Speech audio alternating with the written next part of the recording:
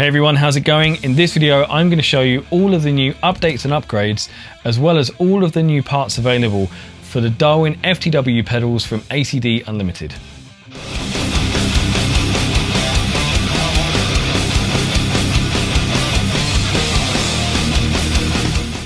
Now, before I do this video, I just need to say a huge sorry to Dennis that these videos have taken so long to get done. I told him I'd make them weeks ago, and for whatever reason, they've taken ages to do. But they're here now, so sorry again, but let's get on with it. Now, the only other thing I need to mention about this is that this is really an overview video. I'm going to show you every new part that's available for these pedals, but I'm not really going to talk that much about them and show you the details. I have made a video for each product that I'm going to show you here. So over the next few days, I'm going to be constantly uploading those videos. The first product probably won't have its own video because there's really not that much to say, but it's awesome, and it's the new Darwin drum key.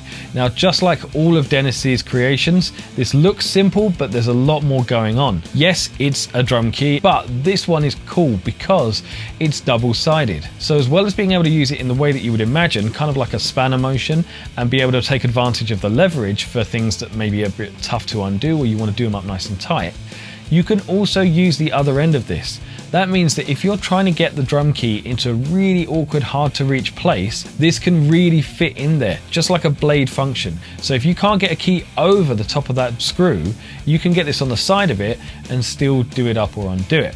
The key is made out of stainless steel, so it's really solid. I mean, it actually feels like there's some heft to it, even though it's so small.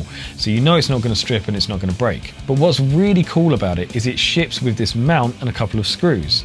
Now, the drum key actually has like a depressible kind of little ball in there, so that when you slot it into the mount, it pops into place and can't fall out again.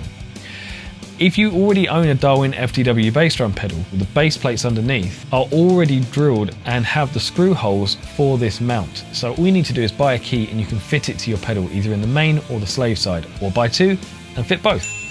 Or if you buy a brand new Darwin FTW bass drum pedal, it will ship with one of these keys installed.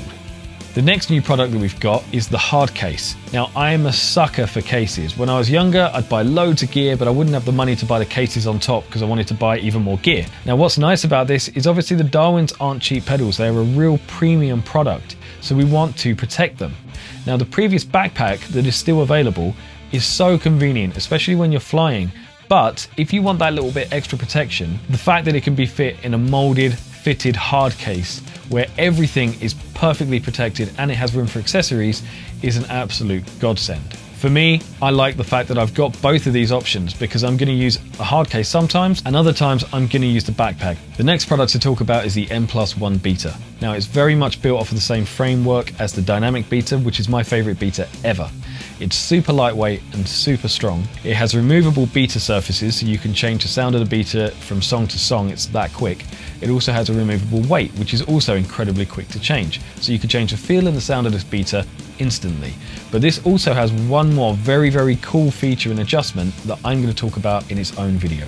On the subject of beater, we've got two new beater surfaces. These are two new sounds for our pedals. The first one is plastic.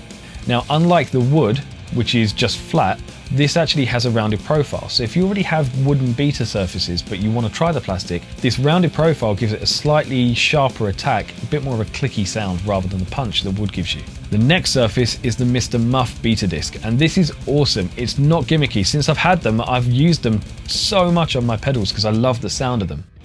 It's a 50mm, so it's a larger beater surface, and that's going to give us more warmth. Larger surface area is going to give us a bigger, fatter sound.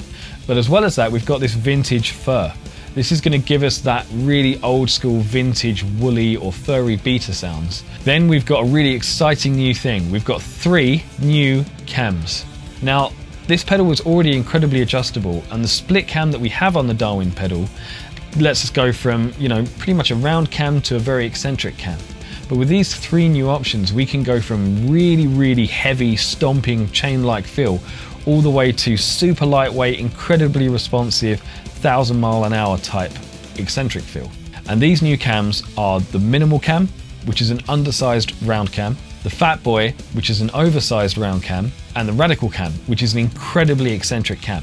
Now, one unofficial part are these heel block risers.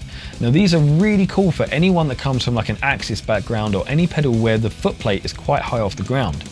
You'll know that if you play an Axis, especially a longboard, the footplate sits above the ground. The Darwins sit really low to the ground on the bottom of the heel. Now for people that really like them high up, you can get these small heel block risers and they sit between the footplate and the hinge, and they just do what they say. They raise the heel block so it's a bit further off the ground, and it gives you that feel that's a little bit more similar to an Axis or any other pedal where the heel block is raised. Now the only part that's been updated since I bought my pedals is the ultimate drive shaft.